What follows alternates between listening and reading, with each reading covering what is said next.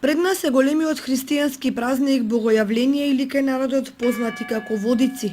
Самото име кажува за суштината на овој празник, бидејќи токму на овој ден Бог им се објавил на луѓето во трите ипостаси и од овој ден започна проповедањето на благата вест. Овој голем христијански празник се празнува во водите на езерата и реките низ државата.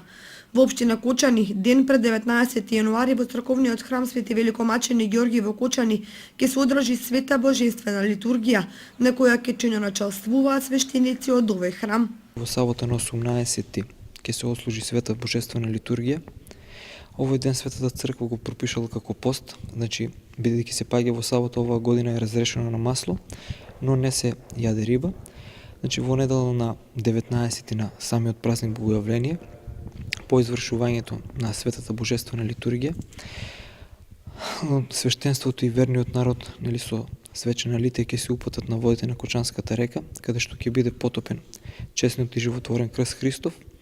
Потопувањето ќе се изврши во 12 часот и е најавено присуство на неговото високо преосвештенство митрополитот Брегалнички Иларион.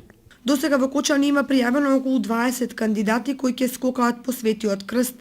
Условите кои треба да ги исполнува секој кандидат е да има над 18 години, да се крстени во црква и да ја знаат молитвата Оче наш. Според традицијата, оној кој ќе го фати крстот ќе го следи среќа во текот на целата година. И во останатите населени места во општината, како и во општините Зрновци и Чешиново Облешево, во светените води на реката Брегалница и Зрновска река, ќе биде фрлен Светиот крст во рамки на одбележувањето на празникот Водици. Во општина Виница крстот ќе се фрла во водите на Виничка река на местото викано Ширината во недела на 19 јануари во 10 часот и 30 минути. Секое населено место во Виница си одредува локацијата на која ќе биде фрлен Светиот крст, а наградите ги обезбедува локалната самоуправа.